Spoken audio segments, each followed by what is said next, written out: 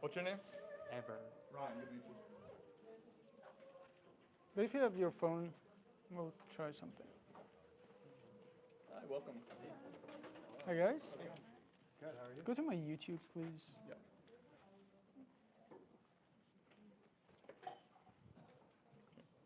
Go to it. Volume up. 1, 2, 3, testing. Volume up. 1, 2, 3, testing. Good. Thanks. Do you want, is there any way to get a wider shot? Go try whatever you want. Yeah, that's good. Pardon me, sir. Can I help you?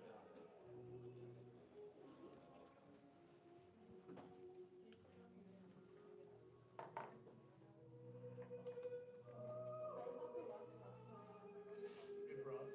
Can I get this one? Hmm? Can I push it this way or no?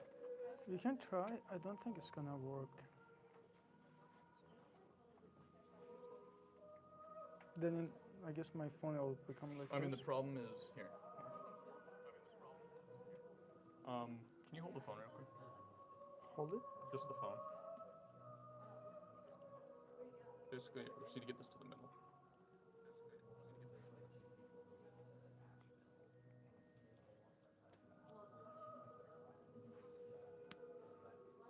Because I don't want it to be tilted, but You can fix that later. the wider shot. Or again, is this going to be awkward for the audience if it's like awkward? Yeah. Let me see what it looks like on mine.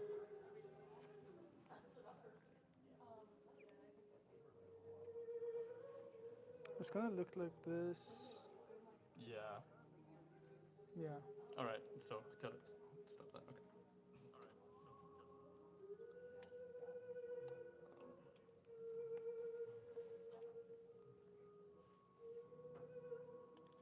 Can you open it? Hold it open. Perfect. There you go. Let it go. Let it go.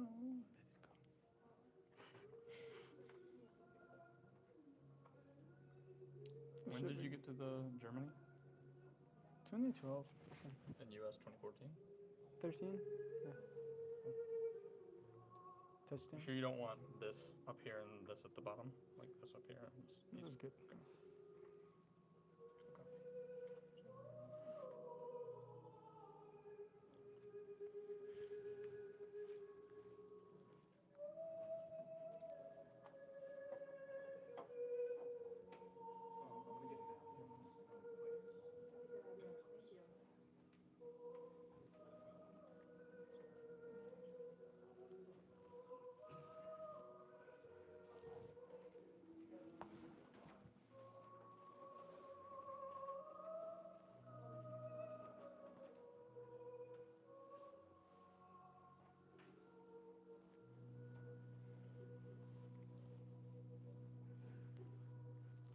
What brings you guys here?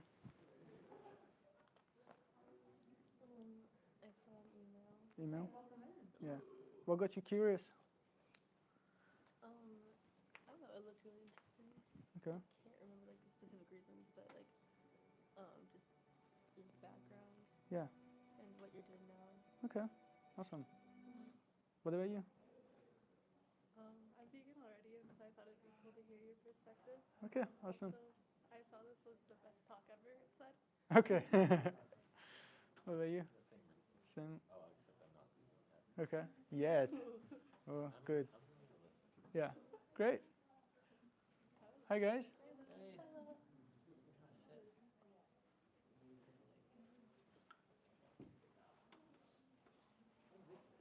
Good, how are you? Yeah, question. What are the odds you would move down so the three of us can sit together? Is it okay? Hello. We need a few more chairs. Yeah. Incredibly noisy.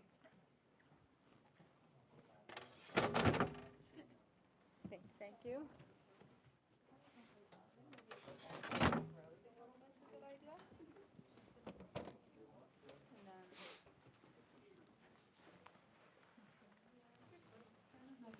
would it be possible to fill the seats in the middle so people can sit here? Thank you very much.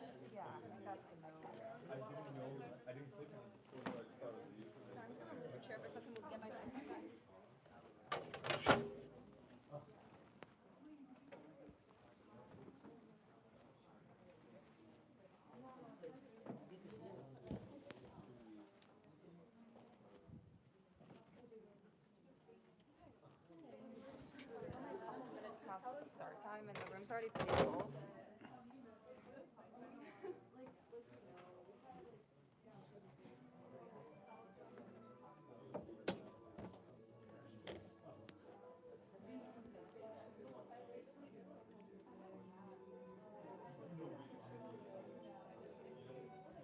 Let's take them out because it's gonna make noise.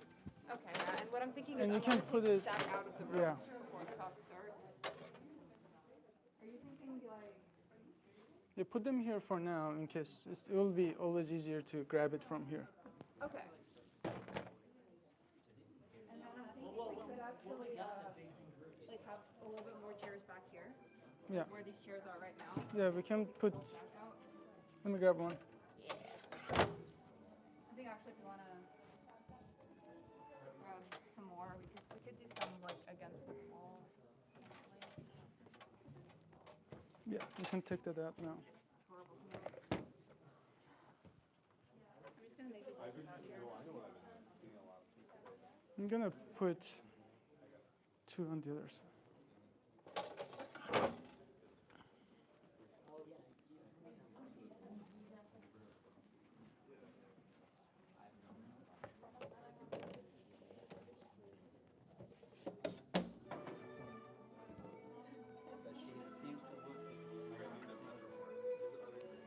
Okay, it should be good. Yes.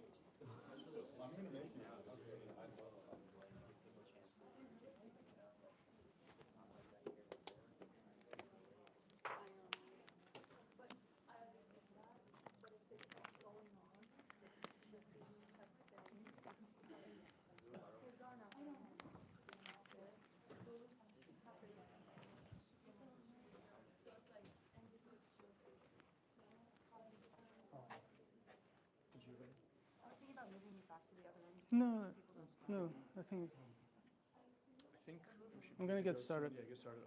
Yes, I would just mention that pizza will be out now. Okay, yeah. Do you want lights? Yeah, I'll turn it off. What's this? Oh, do you want wine? This is good. All right, hello everyone. Hi, thanks for coming. I'm Faraz, I suppose. And so one quick announcement, there will be food. It wasn't a scam. It's gonna get here in an hour, so after the talk, we're gonna have pizza, and you guys can socialize, and I'll stay behind to answer any questions. So thanks for coming. I know that some of you saw this poster that said the best speech we're gonna ever hear. It's not because I'm the best speaker, it's because the topic is, I think, one of the most important topics that we need to discuss. I just tell you, I'm an introvert and shy, and yeah, every time I give public presentations, a part of me dies. But I think that we should always push ourselves out of our comfort zone, especially when we're talking about what I claim to be the biggest moral issue of our time that we need to discuss. So the whole conversation is not going to be easy. It's going to be uncomfortable because any conversation around diet is usually just very difficult. But know that all of it comes from a place of compassion for me and knowing that we can actually do better together. I'm not a politician or salesperson. I'm not here to sell you any ideas. I'm here to just share something that took me 15 years to put together. And I really wish that when I was in college, someone grabbed me, and said, open your eyes and start questioning these things. I think it was Descartes who said that when we grow up, we inherit some beliefs from parents and society, and it's like a basket of good apples and bad apples, and our job is to investigate every single belief that we have and keep the good ones and get rid of the bad apples. Think about this conversation we're going to have as your chance to do something absolutely beautiful and important with your lives. If you look at the eyes of these people up here, you know, they don't seem happy in the way that we define happiness today, but they were very satisfied. So if I went to MLK and I said, can you imagine you're talking about something as obvious as racism is bad, and the society is not ready to hear that, right? They probably mock you, they give you a very hard time, they make fun of you.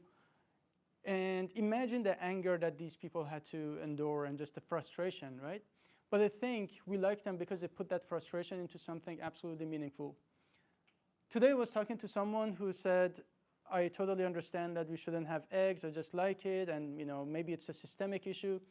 And I said, can you imagine if Rosa Parks didn't give up her seat and said that this is just a systemic issue, I don't have any control over it.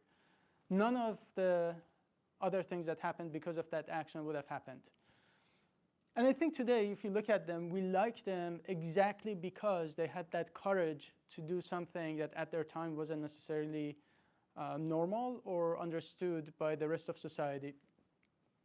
So today, I'm going to ask you a few questions about the treatment of other animals. You probably heard from somewhere in the emails or whatever that I'm from Iran. There are 4 separate reasons that I'll be killed if I go back to Iran. And indeed, I actually escaped death.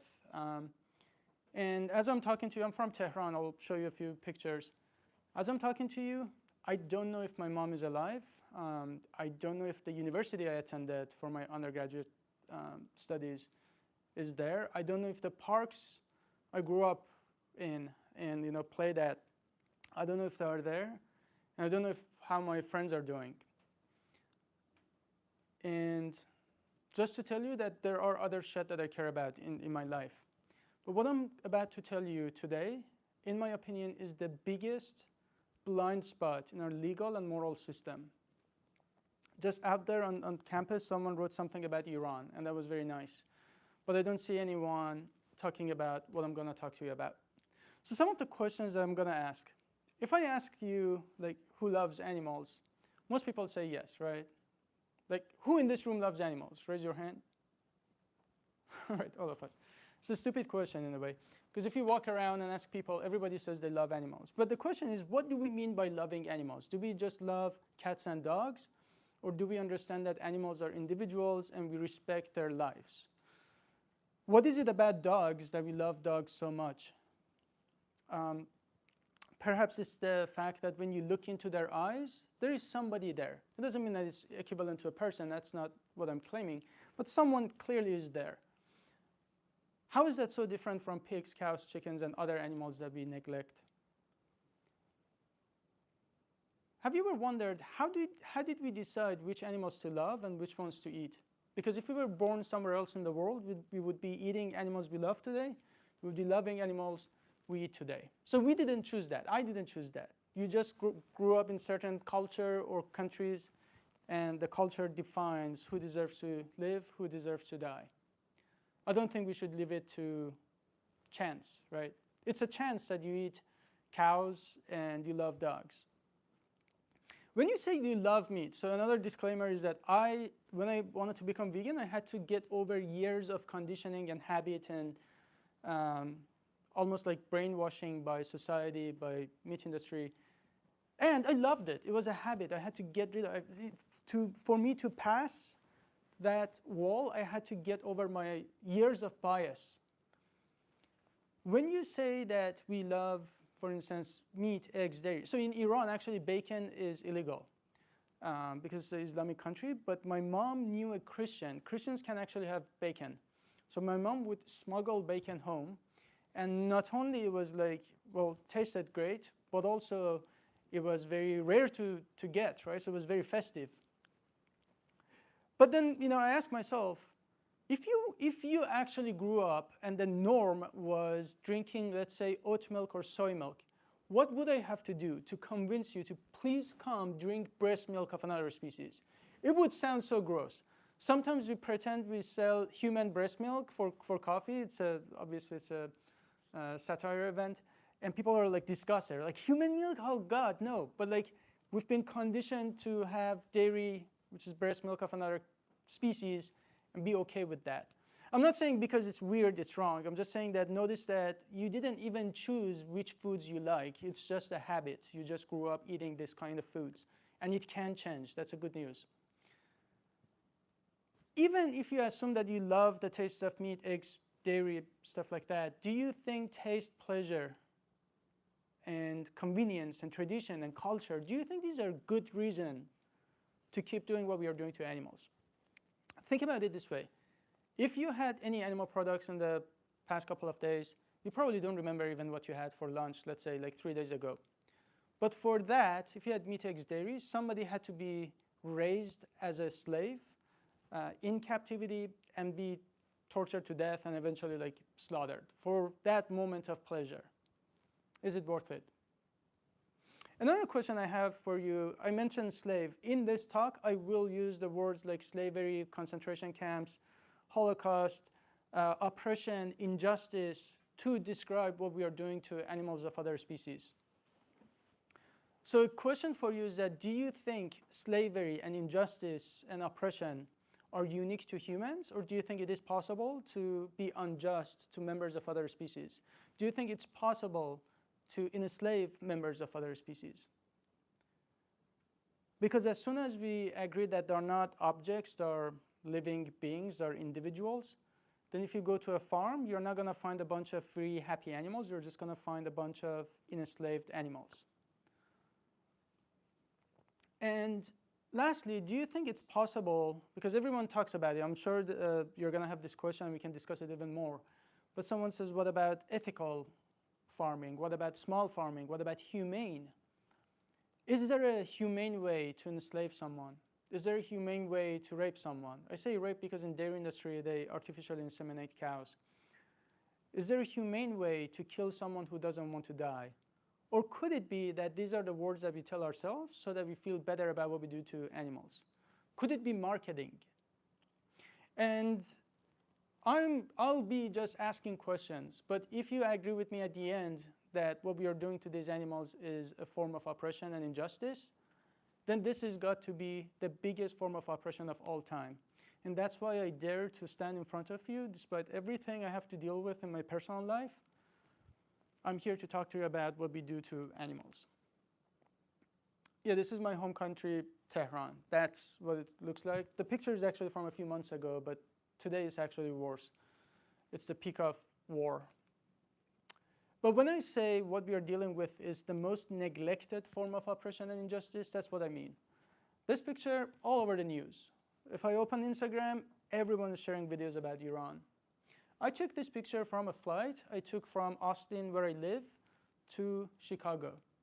And just like many of you, everyone else on that plane couldn't see anything wrong with this. But I have been trained to look for these structures. Do you know what these are?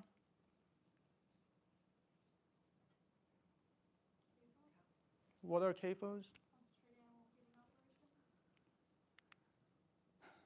So in each one of them, hundreds of thousands of chickens or other animals are enslaved, waiting to be slaughtered. And then I ask myself, in what world are we living that we allow something like this to happen?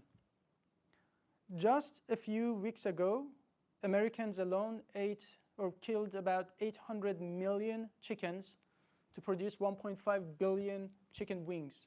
Not because anyone needed to eat chicken wings to survive. We did that because it was Super Bowl. In what world is this justice? And guess what? If you replace those chickens with dogs, there would be riots everywhere. We would not have allowed this. Indeed, we already have laws to prevent cruelty to dogs, But the same thing to animals of other species, to pigs who are actually smarter than dogs, completely okay. As soon as you label them as farm animals, all the laws are gone. And not that even those laws help many animals to begin with. We have turned this beautiful country, in a country where we say we all love animals and respect animals and we are against animal cruelty and exploitation, we turned this country into one giant slaughterhouse, one giant prison, one giant concentration camp. Campus, actually. Concentration camps are temporary. Campuses are permanent. These are not going anywhere unless we change them.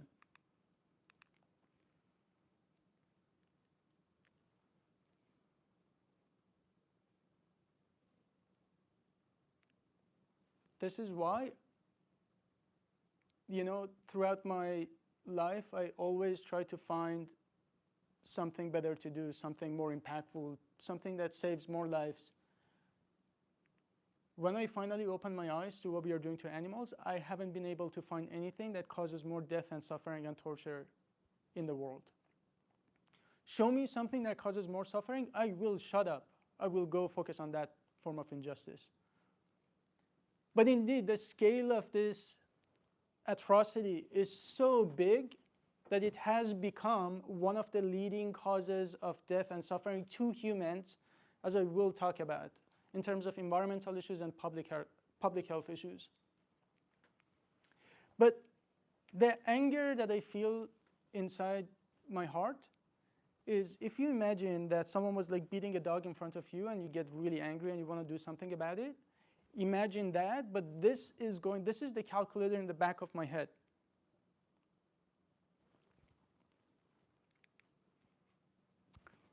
Okay, so I tell you a little bit about my background. So this is me day one, look like a potato. And this is the last picture I have with my mom. And this is Tehran International Airport. And I always feel uneasy to show this picture because my mom is actually not religious, but in Iran, we are just all born by default, like factory setting is Muslim, and you can't undo it. So if you actually even quote unquote downgrade to another religion, that's already like a death sentence. But if I'm not even religious, that's even worse. But my mom is not religious either. But in Iran, as you probably know, women are forced to have hijab, and if they refuse to do so, then they can lose their head. I told you that throughout my studies, the underlying question was always like, and I want you to ask yourself, what are you doing with your life? What is the end goal? Why are you studying what you're studying? Maybe it's fun, but sure, you can still have fun. You can still be interested in that topic. But what's the end goal? To make money. You guys all are going to make enough money that you're going to have a roof over your head. You're not going to be hungry. But then what's next? What's your legacy? What's the fight that you're going to pick? What's that problem that you're going to pick to solve? For me, I always ask that question. And my bachelor was chemical engineering, and during my bachelor, there was this big oil spill. And I decided that I wanted to focus, instead of petroleum, on biofuel production for environment. At the same time, some of my friends came to me and said, Faraz, this is me. Let's go to hospitals and play music for children suffering from cancer.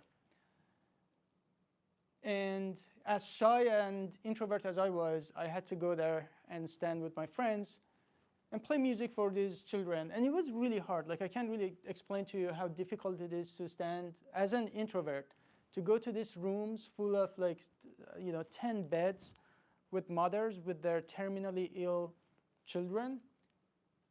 Like, you just had to suck out sorrow and sadness from that room and just bring a moment of happiness to these kids.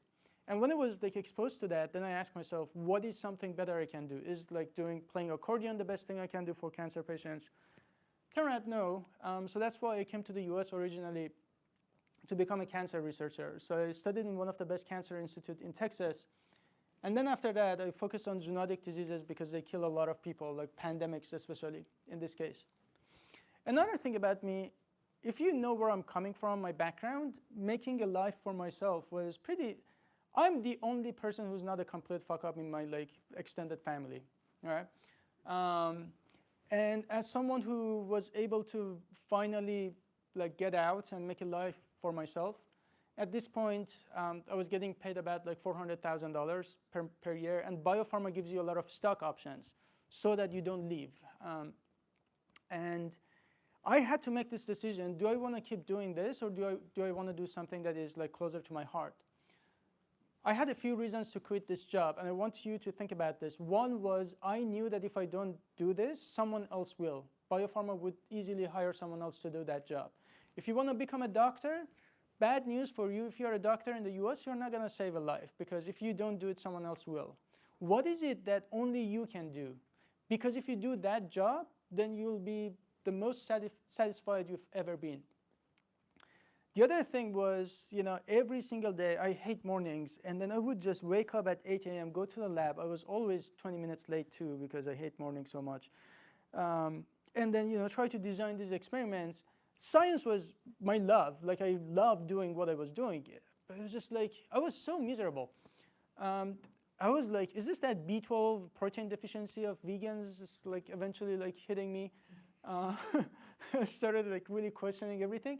Turned out I was just doing something that I wasn't passionate about, because ever since I became vegan about 15 years ago, ever since my friend had this difficult conversation with me and I opened my eyes, that calculator has been running in the back of my head, and I'm asking myself, why am I working on this little thing knowing that that injustice is going on out there? This is my undergraduate university. It's University of Tehran, which is one of the best and biggest universities back home. And you see a bunch of happy kids here because it's a stock image. Thank you, that was a joke. A lot of times, unfortunately, it look like this, including right now. And honestly, I think one of the reasons that my passion is giving lectures in universities is because everywhere in the world, including in Iran and here, society changes. The revolutions start from universities, because you guys are open-minded, you're young, you're here to learn, and you have your entire career ahead of you. So that's why the only chance that we have to influence the future is by focusing in universities. And in Iran too, all the revolutions in my home country started from University of Tehran here. In this particular day, I was there, and these are the students. We were wearing masks, and the gate was closed. I want to tell you about this. This guy came and just showed us a peace sign, and the next thing I knew, paramilitary forces attacked him and started beating him in the head with batons. And I have no way to explain to you what it actually feels like when you have another human being being beaten up in the head with batons. It's not like a fist fight that somebody gets nose bleed. The guy was screaming for his death, and we couldn't do anything. That's why we were tossing all the bags and everything we had. Then, as you saw, they were tossing tear gas. At this point, they broke the gate. So there's a gate here that they completely broke. And they started chasing students inside. And at this point, I was even tear gas, so I couldn't even see clearly until somebody, I saw an army of people in front of me, but I couldn't really see clearly to see if they're students or paramilitary forces. Until one of them raised his hand with a machete and said, "Motherfucker, wait."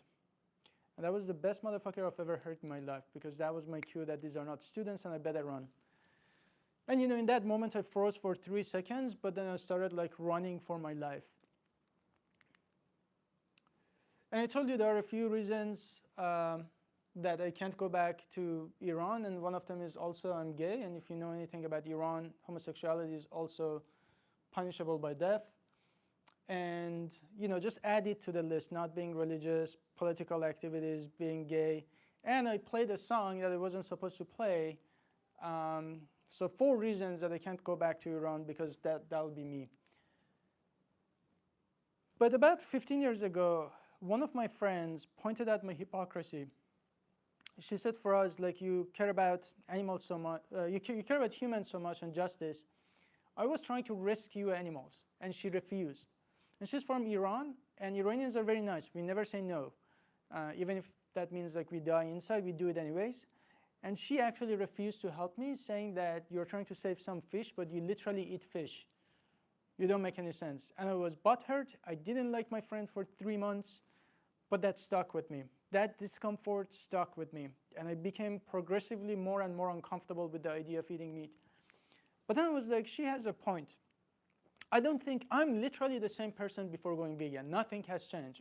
All changed was that I opened my eyes to an injustice that was completely kept hidden from my eyes. And I was like, she had a point. I was so mad about what was happening. At the time, I lived in Germany for a while, and I had just discovered bratwurst. Bratwurst was my favorite food. I would eat it every single day.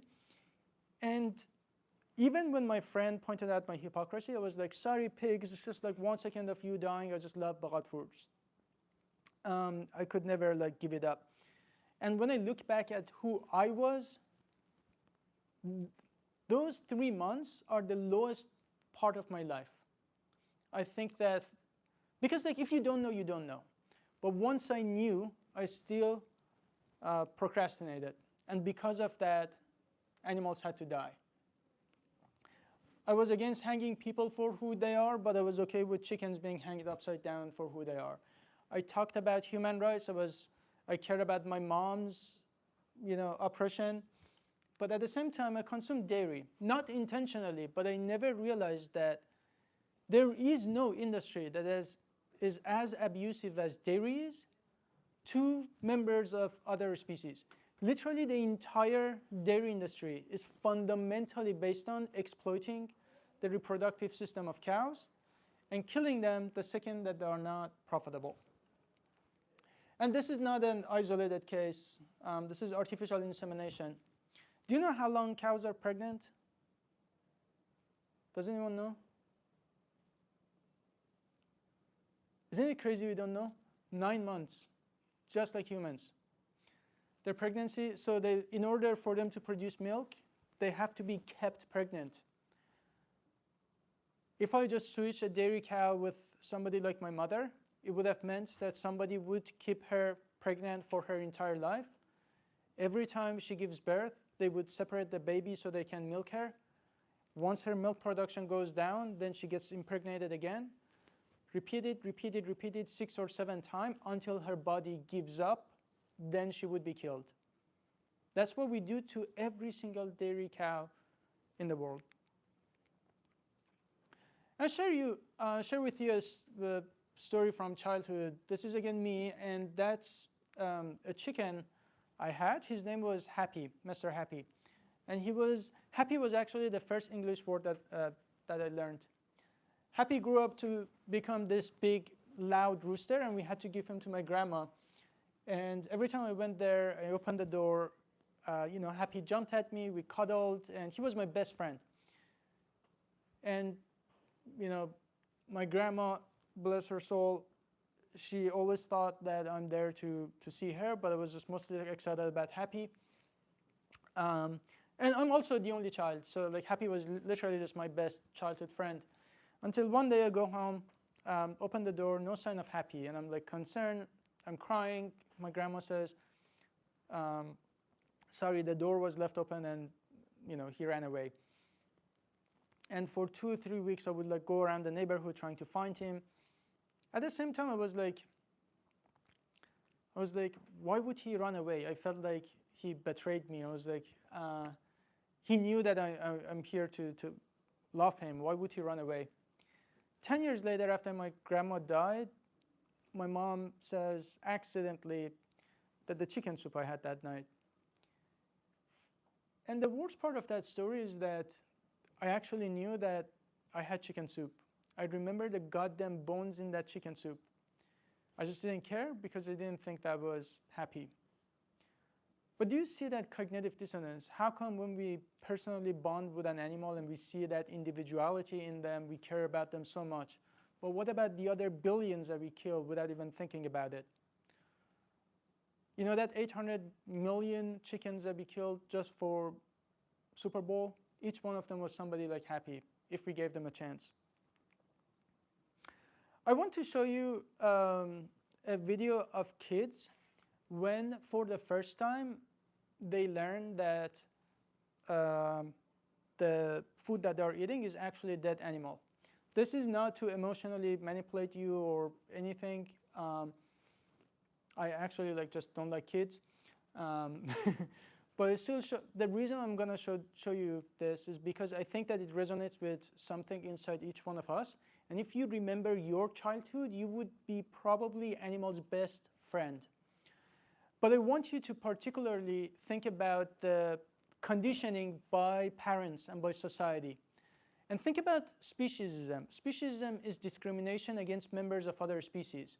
As kids, to us, horses and doggoos and cats and chickens, we love all of them. But the society starts putting this idea that some animals are more important than others, just like racism and sexism. Kids, no kid is sexist, no kid is racist. We learn this attitude.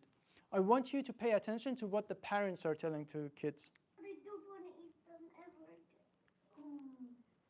What do you think? So what will you eat instead? I will eat whatever there's on the table, but not chicken or meat. Why do you think you don't want to do that? Because they're animals and I like animals. So what will we do if we miss eating chicken and meat? I don't miss eating chicken and meat. How about fish? Fish? Yeah. Fish? Is it an animal? Yeah. I won't eat that either. Oh my God. So I won't eat animals. okay. Why do you feel sorry for animals? Because they're nice, and I know that we cook them sometimes, which is not very nice. Yeah. Do you think they suffer? I think that they don't really like being cooked in the oven. I don't like when people eat apples. I also want to take chopped up. You don't want them to be chopped up. But they taste very good. Why do I like horses? I don't eat horses. I only eat turkeys, Why? and chicken, and pigs, and cows. No, pigs are nice. And chickens are nice and cows are nice. So we shouldn't eat them, should we? No, please don't say them all alone. Farmers. Why? It's their job. It's how they make a living. It's how they make money. Money. It tastes good. Tastes They have good. protein, they're good for you. They have protein. They're good for you. Sorry.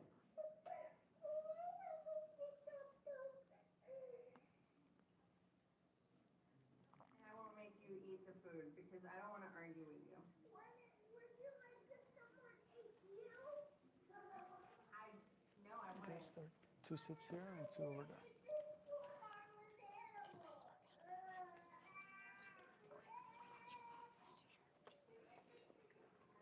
Okay, but do you understand what I'm saying? We didn't kill this animal. It's good for your body. Good for you. Created animal. Jesus put the animal here. Baby, do you understand? I just want you to be healthy. It's food, baby. I'm not hurting you. It's food. Why are you hurting the animals? I did not hurt the animals. Good girl. Alana, eat it, chew it, and drink your water. Quick, quick. You know, when I was a kid, I actually didn't like meat, but I was told literally the same thing. It's good for you. You have to eat meat to be healthy, all that stuff. Did you notice, like now I have to give talks to, I don't know, like Harvard students, and there's always someone, what about fish? It's like 6-year-old gets it. Like fish are animals. Fish have still central nervous system. They feel pain. If we have a way of living without harming them, why should we? Why should we harm them? But I want you to also, like, did you notice, like, we didn't harm them? they taste good, farmers need to make money, and somehow I think that, I'll show you in the next video, when we were kids, we were animals' best heroes. Somewhere along the way, we became so conditioned that now we have all these excuses. It tastes good, it's hard. For that little kid, it didn't matter. She didn't say it's hard. She said, it's an animal, I don't want to hurt animals. Really, what happened to us?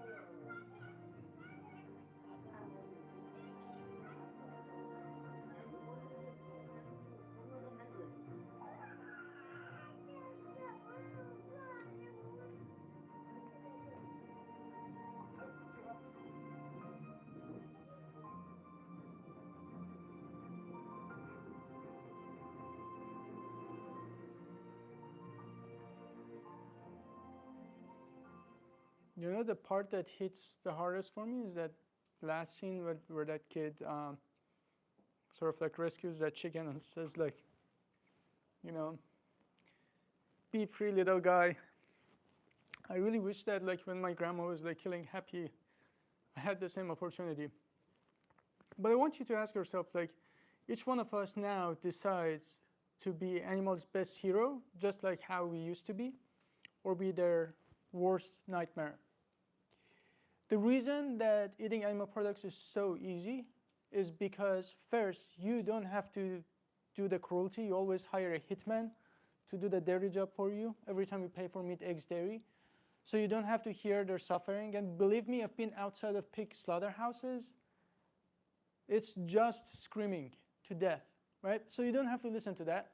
At the same time, every single time we grab animal products, there is always marketing, making us feel better about it. Every package of cheese or milk will have some happy cow on it.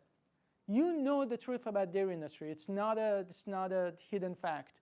Do you really think that cows are laughing? Do you think chickens are laughing in any egg or chicken industry?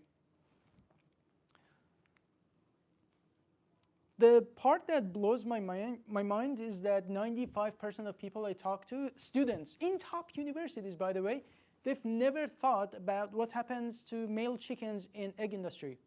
Males don't lay eggs. No matter if it's cage-free, pasture-raised, organic, doesn't matter. Males don't lay eggs. They have to be killed. Females, what happens? So this is like chickens will go to a grinder, basically. Females, the second that they're not profitable, they're eventually killed as well. Dairy cows, we talked about it. Males, even if it's grass-fed, backyard farmer who loves their animals, males don't produce milk. They have to be sold for veal. Like literally at Harvard, I had a student who didn't believe me that only female cows can produce milk. And I was like, okay, let's like look it up. We had to like look it up and and I don't, it sounds stupid, but it's like I don't judge them because I didn't ask these questions either. To me, they were just cows and they're like milking machines. They always produce milk automatically. Obviously, that's not how it works when you think about it. How many of you know what ag-gag laws are? Law student, of course, and so too. Ag-gag laws, tell us what ag-gag laws are. basically like laws to try to keep people from asking too many questions or finding out information that is not good for agriculture. Well said. So they try to criminalize it. Usually they get struck down by the Supreme Court because they're not constitutional. They violate First Amendment. But animal industry pushes anyways, and sometimes they get to pass parts of it. Basically, the idea here is that what is happening to these animals, so when I say it's the biggest blind spot of our time, it's because we don't have to see it. And it's not an accident you don't see it, it's intentional. The whole system is set up so that we don't have to see it. So for the next 3 minutes, please bear with me. I want to show you standard practices, small farms, big farms. It's graphic, but I will watch it with you. If I may kindly ask, please don't get up because everyone else gets distracted. There's music, so if you can look at it, just look away, please. But when you do that in this 3 minutes, even if you're a vegan, I want you to understand why I'm here talking about this. I think one of our greatest characteristics as humans is our sense of empathy, which is when we put ourselves in place of someone else. So put yourself or an animal you love in place of these animals.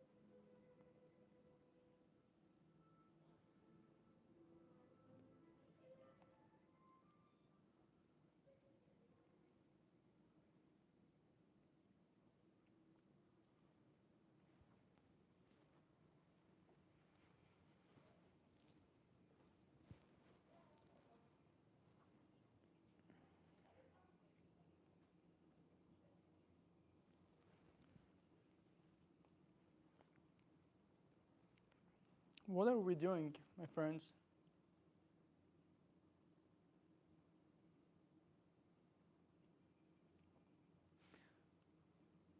Is this really a sign of a civilized country where we claim to care about justice? You know, when I finally came to the US, I think the biggest, best kept secret of my life was that I was gay, because I couldn't even admit it to myself. That's what it feels like to grow up in Iran, that you can't even admit it to yourself. You grow up the whole time thinking that there is something wrong with you, that you're sick. And so you convince yourself that maybe this is a phase and it'll go away. When I finally came to the US and for the first time was able to tell my friend that I was gay, that felt like the most liberating experience of my life. I just can't explain to you what it feels like. And after that, like the US felt like this, felt like heaven. It felt like a place that you don't get killed for who you are, until I became vegan. Then I just realized that as far as animals are concerned, the US is just like Iran, like any other country. I was lucky to get out, and I still can have a life here in the US for myself and live in prosperity. But if I was born a chicken, I would be executed no matter where I was. And you know that this is wrong. You don't need me to tell you that this is wrong. My only question is, what are we going to do about this? Are we going to let it continue? What if that this is the biggest blind spot in our legal and moral system, the same way that slavery was our blind spot?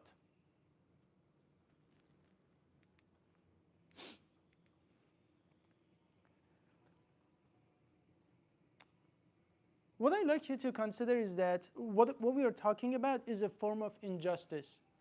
So the solution that you have, please think about it as another form of injustice. If I was beating a dog, and then you were trying to stop me, and I said, oh, well, maybe you're right. Maybe on Mondays I stop beating this dog. Beachless Mondays, like meatless Mondays. You're like, are you crazy?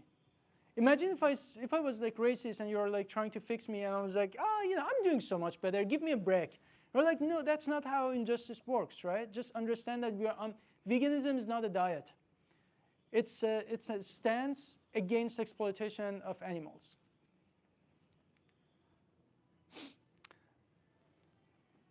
What is going on in the... Give me a second.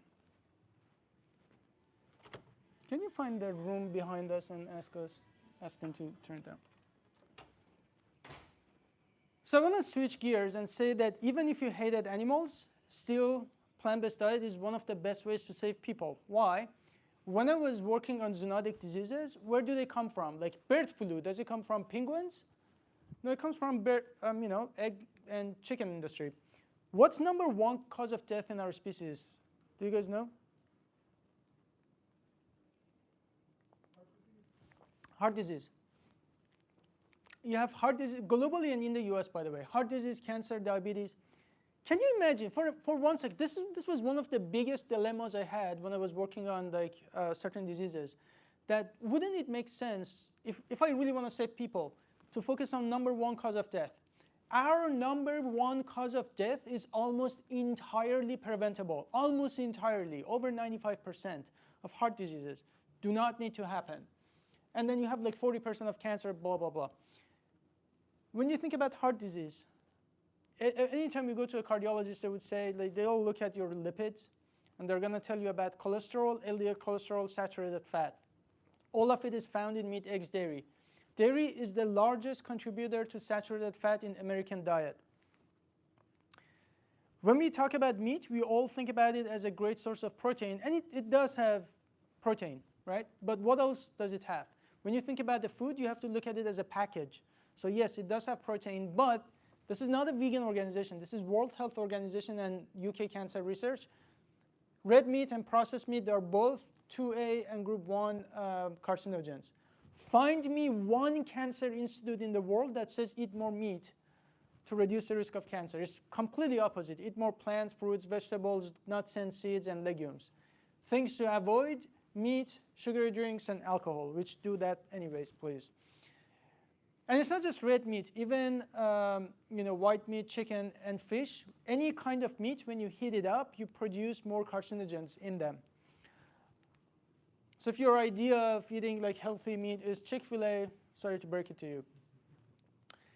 But I don't even have to show you that being on a plant-based diet is healthy. All I have to show you is that it is possible to be on a plant-based diet and be healthy. This is a position of Academy of Nutrition and Dietetics. This is the largest Academy of Nutritionists in the world, and it's not a vegan organization.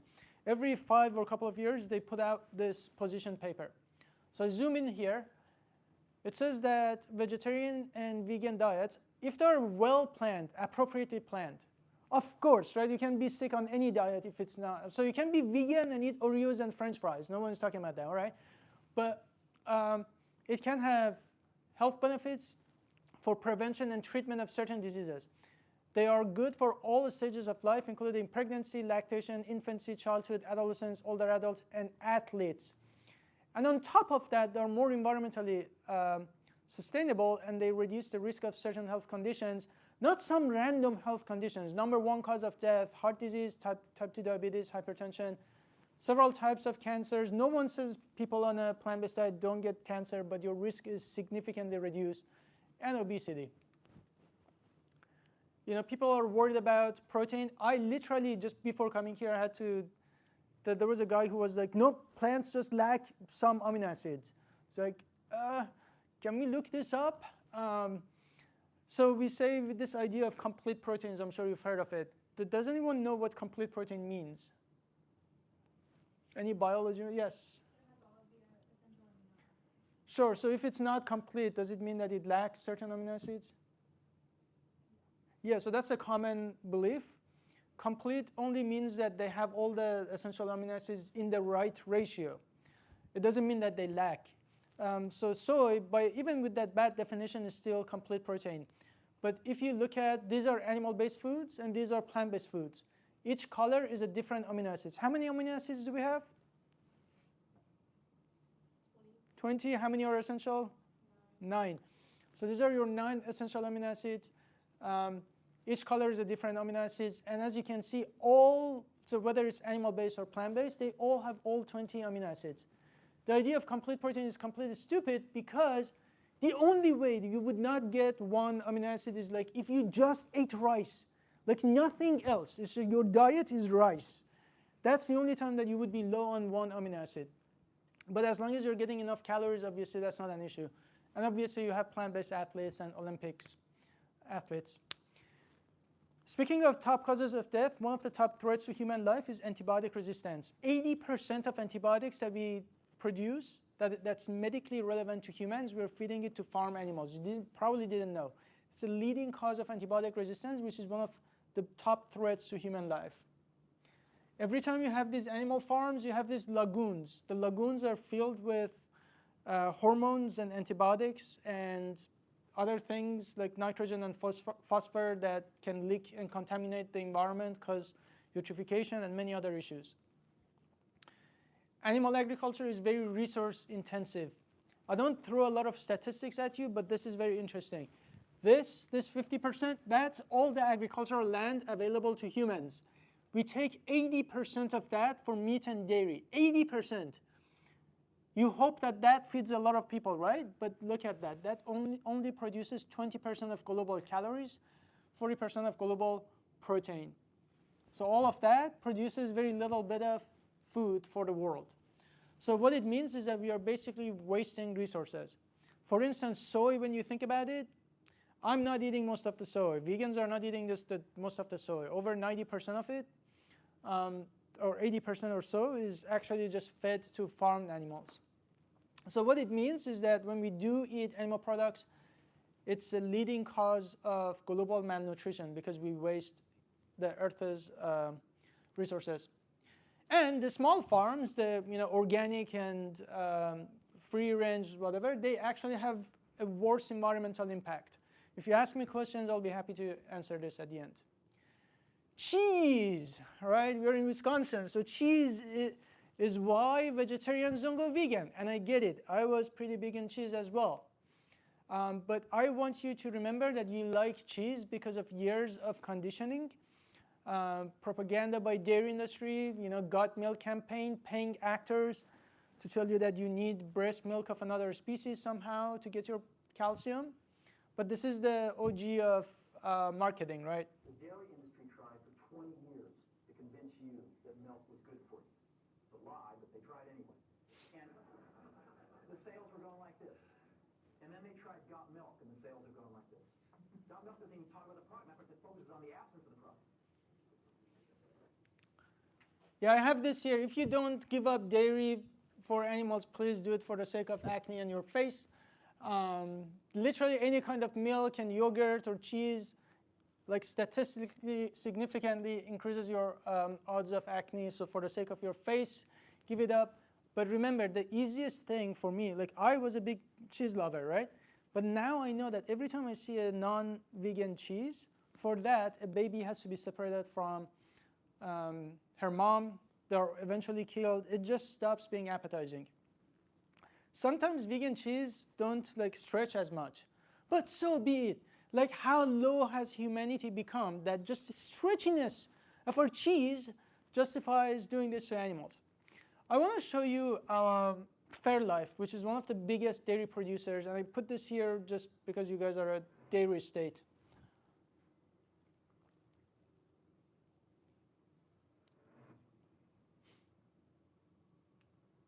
The Animal Recovery Mission undercover in Arizona, and not just one dairy farm, but two, both supplying Coca-Cola's Fairlife milk and core powder.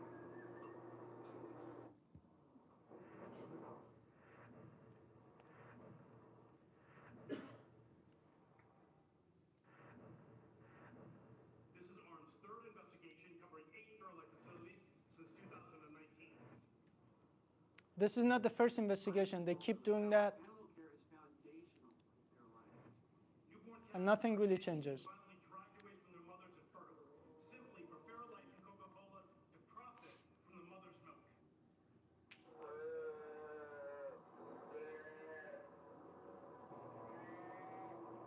This whole company, from the very beginning, has been built on great animal welfare, sustainable.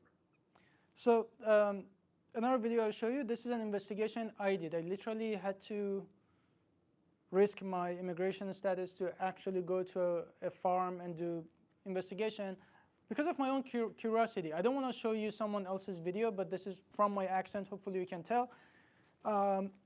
This is my phone is black, my shirt is black, so I just put it here and I go to these farms. And you know, the way I got in was, I really just want to cuddle the cows. Can you show me around? And that's how I got in.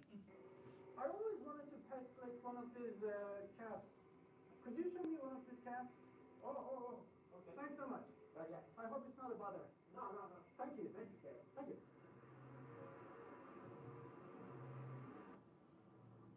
And then there is a cat there. They're from today. They're from today? Like they were born today? Yes, they're born today. So you separate them from The mom. mom day one? Day one. So these are female, right? Yeah, all female. What happens to the male ones? I'm talking about men, bulls. No, the bull. Yeah, what happens to They them? go right away. To the slaughterhouse? Their company they come in Uh-huh. and take it. Okay. Do they raise them for meat or just kill them meat? That the company do. $800. That guy? Bull. One. $800. Yes. Yeah, there's a company come they come Monday, Wednesday, Friday, 3 days in a week. So he's giving me the schedule for the slaughterhouse truck. And you know what I was trying to confirm is like day one, those were male calves already separated. It's very simple. It's not rocket surgery. If you have milk, it just means that another animal isn't the animal that the milk was meant for. Please don't fall for grass-fed, organic, cage-free. These are just meant for consumers to feel better.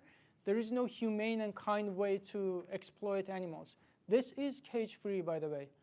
Cage-free doesn't mean cruelty-free. This is the last video I'm going to show you, I promise. It's because sometimes you see farms like that. And I want you to understand that this is the part where you don't see the cruelty, such as separation of mothers from their babies. If you care about the environment, you always notice that there is like a forest in the back, but they had to cut it down for just like a bunch of cows to graze.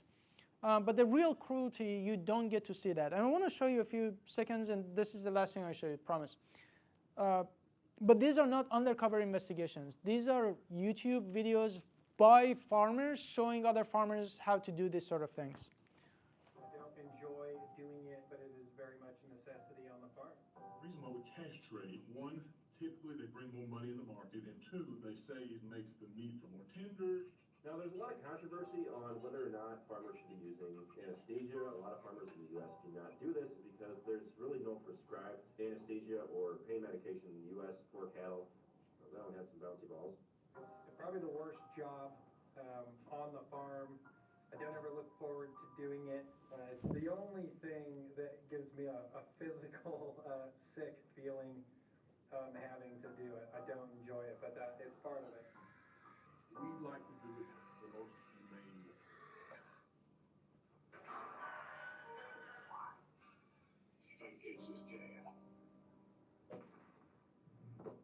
You're going to raise pigs, you're going to raise animals. That's the kind of stuff that you just got to do. And he's not wrong. If you have a business that profits from animal production, this stuff will happen. But it doesn't have to be. I'm not here to judge what happened 2,000 years ago. I'm not here to judge what we did before coming here. But my friends, before coming here, maybe you had an excuse. Maybe you hadn't thought about this. But what's your excuse now? And I want to show you how easy it is. Actually, being vegan has never been so easy. If you go to, I'm gay, so I'm always like sort of attracted to like colors. It's like fantastic, fantastic like branding, right? It's just like fair life. What a beautiful, like you wanna. But next time, please think about what I just showed you, right? If you grab that or this one, again, you look at it, just always happy cow. You can't do this.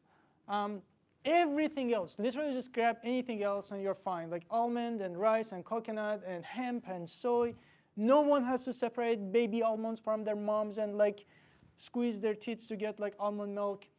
Oreos, not a health food. I'm not saying like go eat a lot of Oreos, but when you go vegan, you realize a lot of things are accidentally vegan. They're so synthetic, they're vegan. People say I don't like vegan food and it's hard to get, like French fries and onion rings, guacamole, pico de gallo. People say it's expensive. Okay, when I go to Chipotle, this is literally the difference that it makes in your life. The hardest thing for me to go vegan was I really thought that I have to like give up every food that I like. You don't have to. Sometimes it's harder to find, but you don't go vegan because it's easy. You do it because it's the right thing to do. When you go to Chipotle, all you have to do, you get your guacamole, pico de gallo, grilled veggies, rice, beans, corn, lettuce, sauces. Just replace the beef, and notice we call it beef, not cow, to put more distance between us and the animals. All you have to do is to replace the cow with, what do you call it? Sofritos. I never learned that word. And it turns out to be actually cheaper and healthier. I now identify as Garfield because lasagna is my favorite food. Another food I thought I would never have again. And also I take my self-confidence in chemistry and biology labs, I take it to cooking. It does not work. I'm a horrible cook. I'm lazy. I don't like. All I have to do is to put one of these in microwave in 5 minutes. I don't even follow the instructions, right? Peanut butter, sometimes it's hard. Sometimes you don't find the food that you want. Sometimes you're traveling. I'm traveling every single day. If I can find something, there's always peanut butter jelly sandwich. There's always pasta and bagel. And in grocery stores, you can get fish. And actually, your dining hall I was there last night has vegan fish. Ice cream. Even Ben & Jerry's. When you go vegan, all you have to do is like turn this shit around, like spend 1 calorie, turn it around, buy the one that says non-dairy. That's what it takes to not participate in the biggest atrocity of all time. If you're dying from protein deficiency, here's the Cliff Bars for you. But think about it. Every time I talk about like plant-based diet, someone is worried about protein. But like, find me a goddamn doctor who has ever seen a patient in the US who's like suffering from protein deficiency. Imagine if you go to ER and they're like doing CPR and like what happened? It's just this guy just didn't get enough proteins. Doesn't happen. Luna bars. Thanksgiving. All right, just get some tofurkey, cause some massive family drama. It's worth it because we need to change these stupid traditions. Traditions and cultures are fluid. There are good things in them and there are bad things. There are things that we used to do that culturally used to be acceptable, and today we are like, what the fuck? And so it's our job, it's the next generation's job to pick the good ones, keep them, and let go of the bad ones. Like killing 60 million turkeys to make aspirin and be thankful for some reason. Beyond Meat and Impossible, you get the, actually Impossible, you can get it even in Burger King. Sausage, of course. I'm not asking, when you go vegan, you don't have to give up your identity. You can be left or right or Muslim or Christian or atheist. Whoever you are, you stay who you are. I'm still the same person. You just give up animal exploitation. There's Takis, that's my weakness, and Doritos, and chocolate, and cheese. So we're going to have pizza, protein bars, and powders, and even vegan egg. So there's no excuse. But the biggest question is that if you go vegan, will you make a difference? I'm not here to say that, like, if you go vegan, everything stops. I give you something, though. I've been vegan for 15 years. I became vegan, by the way, in Lubbock, Texas, if you know where it is. Like it's a cow town. If you think like Wisconsin is bad, back then it wasn't like you would go to any coffee shop and you get 3 types of plant-based milk, and you can now. Why? Because people are making better decisions. 2, every single time you pay for meat, eggs, dairy, you validate this system of oppression and injustice. By rejecting it, veganism, that's all it means. You reject the exploitation of animals. You align your actions with your values. 3, think about it like any other form of injustice. If I'm not racist, racism doesn't go away. As long as people exist, some people will do bad things. But just because someone is racist out there, that doesn't give me a green light to do it intentionally when I don't have to. You are not responsible for my actions or anyone else. You are responsible for your actions and your choices, right? And lastly, remember, you are not some random people. The whole idea in front of you is that you guys are the next generation of leaders. You're going to become lawyers and doctors and policymakers and parents and voters. For you to change, like many of these people out there who are like leading the club and are single-handedly the reason everyone in UW-Madison has to think about this, that's the power that you have, right? Think about Rosa Parks. If she said, I don't have the power to change the world, nothing would have changed. And I'm very pessimistic in general, and I'm very grumpy. But the reason that I do have hope is because of you. And it's because that every time, this is not the first time that something as obvious as this is in our blind spot. Can you imagine how easy it is today? Everyone says, I'm against racism and slavery. 95% of us, if we went back there, we would have just gone with the flow. And if I was telling you that slavery is bad, we would have said, oh, it's very inconvenient. Yeah, maybe it's bad. It doesn't happen.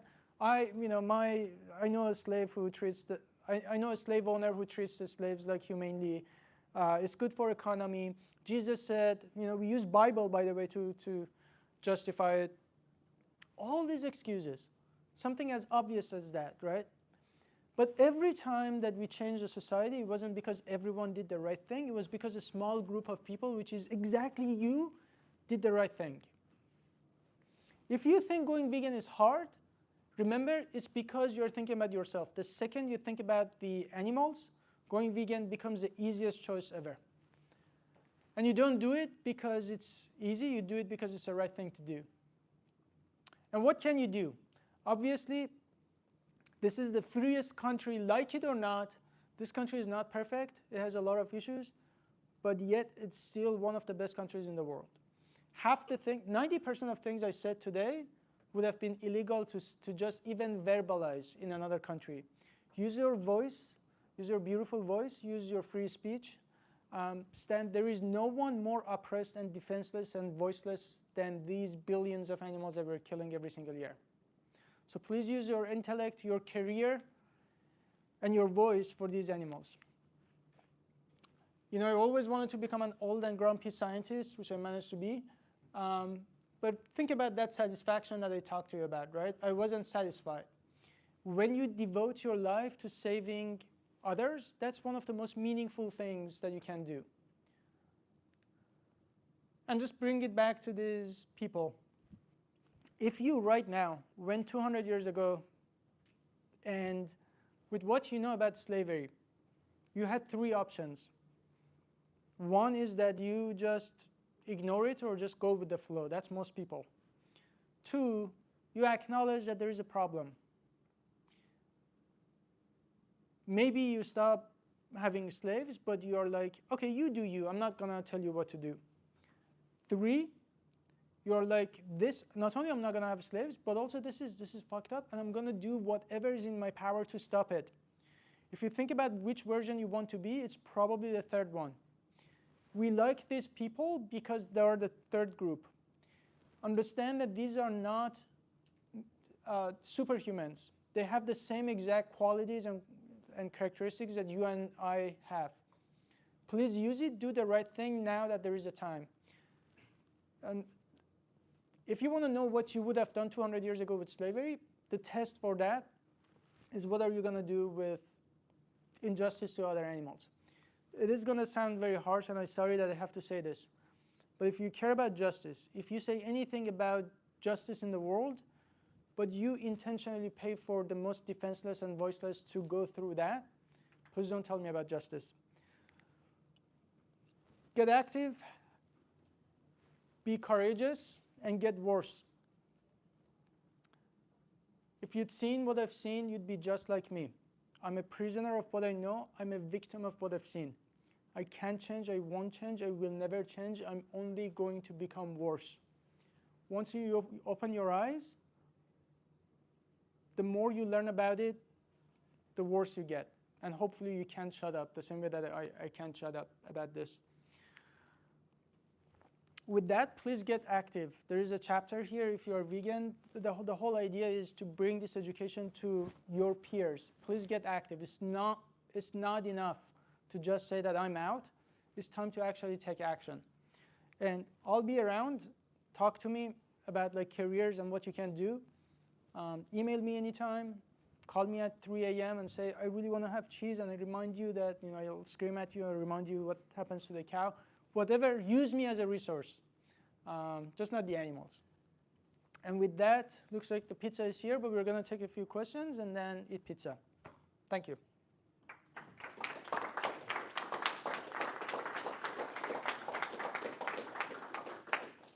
Yeah, you guys are very patient and quiet, and I have ADHD, so I really appreciate that. Okay, so ask the questions. Yes? So, regarding careers and... Oh, wow, you were ready. Yeah. Okay.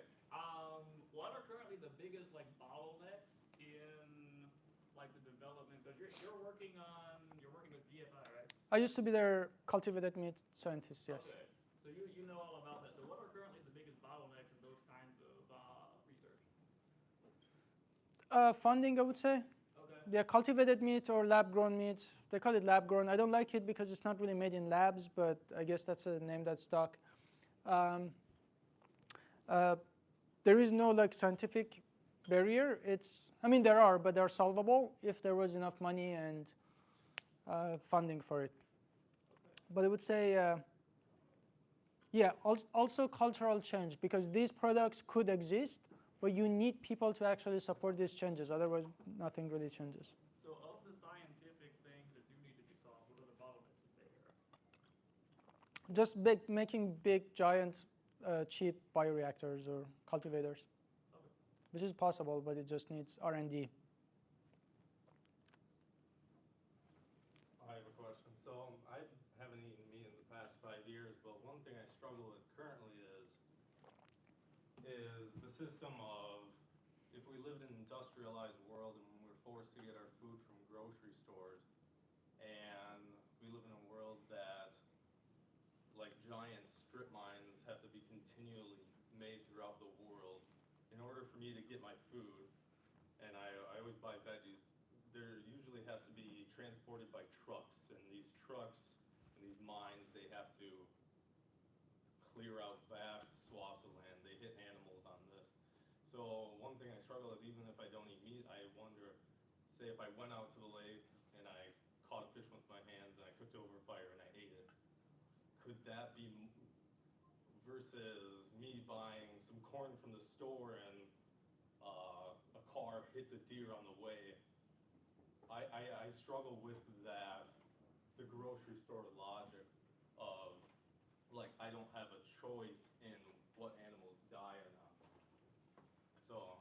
Sorry, asking if you buy locally, it's better than like. Yeah, like I feel like we live in the globalized system. Like the most vegan I feel is when I pick a fruit from a tree. Sure. I've been trying to do that more. Sure. It's really fun to do. But when I buy something, if I buy a mango that comes from 1,000 miles away and it had to be Transported, yeah, there is, yeah. I struggle. I think one thing that I have an issue with is I think veganism should also be very a localism. And that anything that requires vast industrialism can't truly be vegan. So, yeah, I hear what you're saying. So, I think if you define veganism, then it would make sense. So, you can be vegan, but not necessarily environmentally sustainable. And you can still make a vegan product more environmentally sustainable. But veganism has just nothing to do with environment at all. It's not about being local or carbon footprint. It just means that we don't exploit animals, right? It's a rejection of exploitation of animals. That's all it means. Now, you don't have to stop there once you go vegan. But if you do a one-on-one comparison of, like, let's say, Beyond Burger versus a red meat burger, regardless of which one is local, which one is not, the red meat burger always takes more resources. It's always worse for the environment. But that's like secondary to like exploitation of animals. Of course, in a vegan system, you still have some practices that need to be improved, but that's like secondary, right? It's not exploitation of animals when you like use a truck to bring a mango here, but when you have dairy, like you literally have like everything I explained about dairy industry has to happen for us to have cheese, which you don't have to. Right. I guess what I'm trying to say is less of, like, I have no interest in eating meat, or, like, sometimes I'll eat dairy once every 3 months, and I very much regret it. Sometimes I'll eat some cheese, and it really doesn't make me feel good. But I guess what I'm trying more to say is, can we separate industrialism from veganism because I have seen... I mean, there is like organic farming and all that, veganic farming, all that stuff that make it more sustainable, for sure, yeah. Are there any countries that have passed like legislation or policies that you feel have been at least like a step in the right direction towards not exploiting animals or exploiting them less? Very few countries that have given some non-human rights to like certain other animals like primates. But other than that, nothing that is actually meaningful. So yeah, a lot of it had to do with like treatment of animals. Let's treat them a little better and then kill them. But that does not fundamentally address the core idea of like killing animals. Just think about it. As long as people are eating animals, the population is growing, more and more animals will be killed, even if you treat them a little better. Like cage-free campaign is a big example of that. A lot of countries are saying, oh, well, maybe we should just not put animals in cages. But like you saw, a lot of it is like feel-good activity. So politicians feel better about their choices. Consumers feel better. But for the animal who's being killed and tortured, for them it doesn't make a difference. Yeah, for instance, like Germany might ban killing of male chickens in egg industry. But okay, so what happens to the female ones eventually? What happens to them when they no longer produce eggs? What happens to those male? It's just like instead of killing them immediately, they probably either raise them for meat or just kill them after like 2 weeks. What fundamentally changed? So there is not a lot, and the reason for that is I don't think like things will change from policy, top to bottom, as politicians will eventually want something that people want, right? In the US, we actually banned alcohol, but it didn't stick because the population wasn't ready for it. We didn't understand why alcohol should be banned. So even if you had a politician who said, no more slaughterhouses, nothing is going to change because they either get kicked out of office or it's just going to get watered down to a point that it doesn't really matter, if that makes sense. Or even in the US, we have some, every time there is like an animal welfare act that gets passed, like USDA, stuff like that, it never just gets implemented. It's like all wishy-washy, half-ass measures that don't really change anything.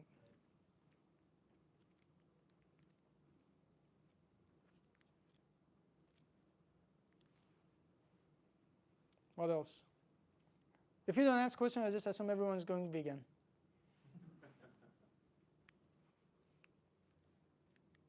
Anything on your mind?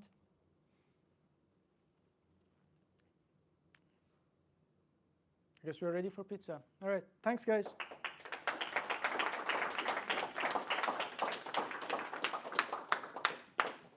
I'll be here, pizza will be there. Sure, actually, Ryan, tell them about like ASAP for a second. I know everyone's arguing, it's like literally 30 seconds. Yeah, my name is Ryan, I'm the student chapter lead, I'm a senior here, so I lead the ASAP chapter on the ground here in Madison. If you're a vegan or someone who's just like passionate about animals and you're looking to go vegan and you actually want to speak up about this issue in any of the ways Faraz talked about, we do lots of tabling events, speaker events. There's always a constant need for more people to actually do outreach, because if I'm at a table and I talk to 2 people or 1 person at once and then another person comes up, I can't reach them. So having people join us is really important. So if this talk touched you in some way and you want to fight for animals, this club is here to help you do that. And you can connect with me out there with some pizza. Thank you. Yeah, thank you guys. Okay, turn on the light too. Yeah. Thanks. You can ask any questions out here too.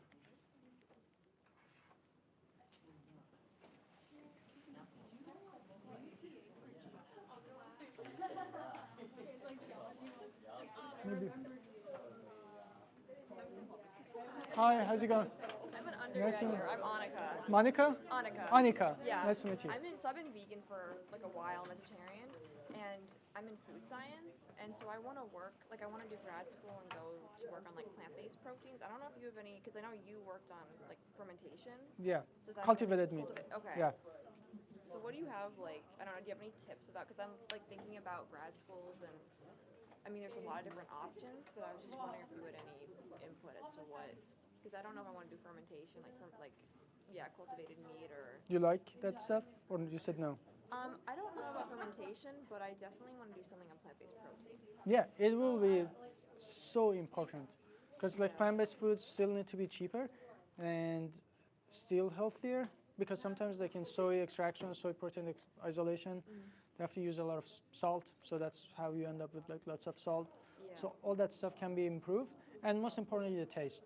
At the end of the day, people just care about the taste, right? So if you fix the taste, and I think it's pretty good. All these products that you have today is a result of like 10 years of R&D. Imagine another 20 years, right? So there's a lot of potential. So absolutely. Okay. Yeah. What exactly did you do your PhD on? I did my PhD was in cell physiology and molecular biophysics. That's a very convoluted way of saying like protein structure and function. Okay. So I looked at protein structure and function. Okay. As they relate to biomedical purposes, but then when I became vegan, I was like, well, proteins are proteins, potato, potato. So you can still use, I mean, proteins, you know, it's just like I switched my research to food science and looking at protein structure function in food production, right? Okay. And cultivated meat. And also my PhD was related to muscular dystrophy. So I had to like understand like muscles, which was very relevant to looking at, let's say, cultivated meat. Okay. But really important. So yeah, you said you are vegetarian or vegan? I'm Okay. vegan. Yeah, I'm a June, yeah. Fantastic. Yeah. Keep it up. And are you connected with Ryan? I am. Yeah, I'm actually helping him. Join us table. at tabling tomorrow. Okay. Awesome. Okay. Awesome. I'll see you tomorrow then. Yeah. Thanks for coming. Yeah. سلام. Hi. بله. اوکی من دورسا هستم. Hi. درسته سلام. برنا. Nice to meet you. خواستم بگم اولا یه چیزی که خیلی مثلا I like stuck with me. منم ایران بزرگ شدم بعد عید قربون. Yeah. همه گوسفندا رو قربونی میکردن. It like made me cry because like I went through the same thing with like animals that we raised.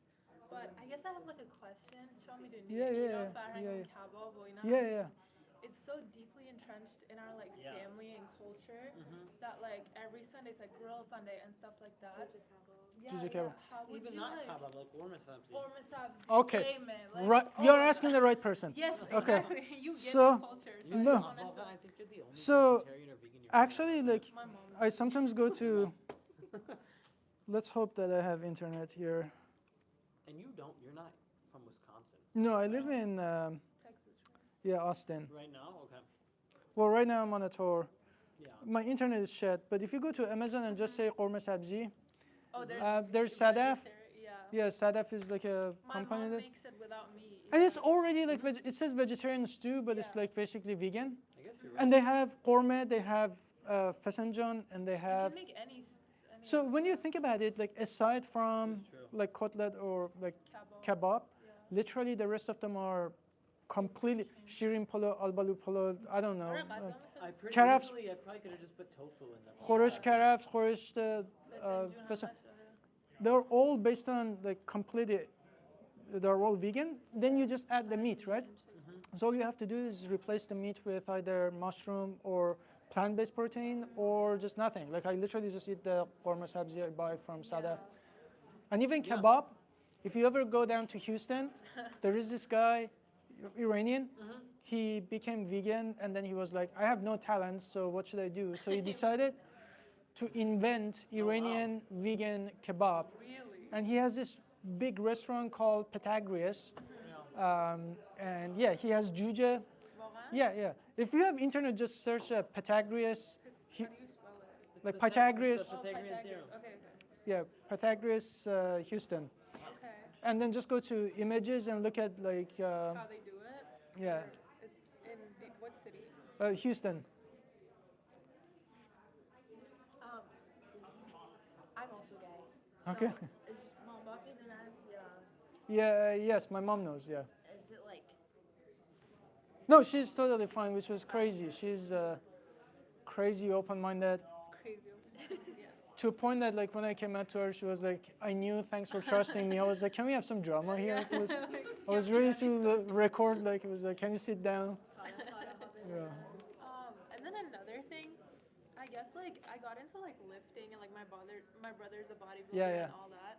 A big part of the fitness community and like health community is like the macronutrients that you eat, like 40% protein. Sure.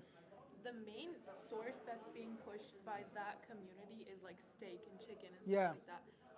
Like I think for me, it's like hard to find. I know you mentioned this in your lecture too, but I think for me it's hard to find like replacements that give those macronutrients. I don't know, like do you have resources where Absolutely. looking to or like I'll give you a documentary to watch. It's called The Game Changers. The Game Changers? Yeah. It's on YouTube. I can also, if you email me, I'll send it to you. Yeah, I took a picture of it. Yeah. And there's a documentary. But aside from that, generally people who do like heavy exercise, they end up having protein powder anyways. Yeah. Right? So There's then, vegan protein powder. based on, plant-based protein. And it's cheaper than micro. It's cheaper. But think about it this way. If you are getting that much protein from steak, it's so immediately maybe you feel slightly better, but like long term, if it's red meat, literally like strong correlation, like causation for heart disease. And this is the thing that it's not gonna hit you now. It's like these are chronic diseases, right? So it hits you in your 40s and 50s. Yeah. Absolutely. Yeah. I'll email you. Thank you. Game changers. Yeah, it's very easy. Just also, since you're from Iran or?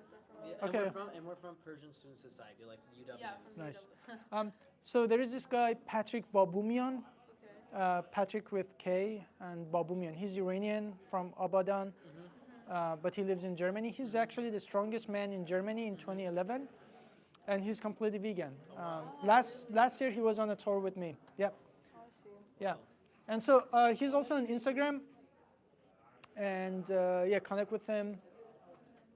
Or send me a message on Instagram, I'll connect you. I followed you on Instagram. Yeah, my pleasure. Do you do this every year?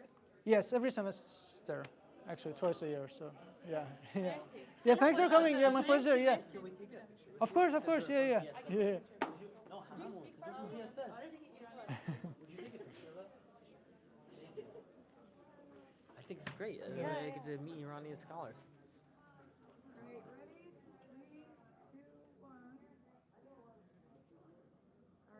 Okay, thank you. Mission. Yeah, good to meet you. Yeah. Hello, how's it going? Nice to meet you. Nice to meet you. My name's Violet. I just wanted to tell you I really appreciated your talk because a lot of your identity resonates with me as a young scientist, a queer scientist, and someone who's interested in becoming more vegan. It was just really nice to see. Thank you. Someone who's I appreciate all of it. that, doing cool stuff and Thank you. Good facts. So. Thank you. Yeah. Just want to say thank you for being here. Yeah, it's a duty, It's like when you open your eyes, it's like, if I'm not talking about this, then what?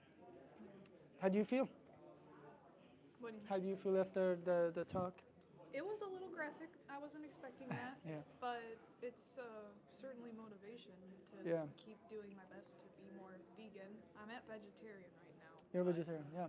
You know, I feel like college is very limiting in terms of how well someone can be vegan. Yeah. Especially as a freshman, they force us to be in the dorm. Well, not force us. We pretty much have to be in the dorms. Yeah. And if you're in the dorms, you have to get a dining plan. Sure. And they only give you so many dining hall options, so you can't really get your own food because then you're wasting the money you're Sure. eating. And then, you know, trying to be healthy and active and build muscle and get my protein and all of that. I kind of still have to rely on yogurt and stuff, but I can pretty much cut out meat. And then it's just a mess. I also love to cook, which is why I think about food way too much. Yeah. So I do my best to cook on my own. That's really good. I'm excited for when I get older, I can be more autonomous in my Sure. decisions. Now, my only suggestion is like, when I became vegan, I had no help. Like I didn't know a single other vegan in my life. If you talk to any of the students who are here, I guarantee you they will walk around the dining hall, show you the vegan options, even deliver vegan food to you if they have to. I will send you vegan options, seriously. It's like the second you desire to be vegan, no one can stop you. But think about it this way, like you would never, like imagine you were like a transferred student somewhere else and they're eating dogs and there's just like dogs in the dining hall and they give you like free coupon and you're like, you still don't, you can't, right? It's just like you can't look at it as, it's no longer food. So fundamentally, when you see cheese or yogurt looks like this white liquid that just like, it's like, how could it be bad, right? But the second you think about the suffering of the mother cow, it's like really easy to just say no. And yogurt doesn't have a lot of protein anyway, so we can just replace it with like vegan proteins. I'm not saying it's not harder for you. That's not what I'm saying. It's a lot of times easier for some people to be vegan than others. Maybe it's like a harder part for you now. But when you look at any form of oppression, you have to look at it from the victim's perspective. It's always harder for them. If you think it's hard for you, just imagine being a mother cow, right? And then when you reject that in life, this is just like unsolicited advice. In life, you can actually use your difficulties and struggles to become a better advocate. Because if you came to me and said, you know what, I actually don't even have enough options. I'm struggling, but I'm still vegan. I'm like, wow, that's crazy, right? You literally use your struggle to become a better advocate. But of course, you know, sometimes you also give in. All I'm saying is, if what I told you is aligned with your values, don't give in. Don't give in. Don't let this stupid, ignorant society put you in a position that you have to choose something that is not aligned with your actions, with your values. You got this, and we are here to help. Seriously, like message me, email me, talk to the students. We got you, but think about the animals and it just becomes a lot easier. What do you study? Biology. Okay, amazing. What do you want to do? Hopefully research. I'm in a research lab right now. We look at adaptation to climate change in some aquatic organisms, like copepods, which are zooplankton. Yeah. Really fascinating stuff because they're very good at surviving salinity changes. So Yeah, we're looking for at sure. how that's possible. Yeah. With the world changing, stuff's not going to survive. And climate change also, right? It's like the whole thing Exactly. related to the food system. Generally interested in also sustainable agriculture. I find very fascinating. So maybe I might get into that. You know, more of like removing the meat. There's insect farming is something, but that's still kind of farming. But I think raising fungi to make like meat replacements and stuff. Also algae are actually very nutritious, and we have algae. Algae are great in terms of like nutrition and carbon capture and all that stuff. Yeah. So lots of possibility. Sorry to interrupt, but have you tried the meaty brand of meat? Yeah, I love that. Yeah. That's crazy. It's just mushrooms and salt. Yeah, exactly. Or mycelium. Yeah. Oh, is that the jerky? Like the mushroom jerky?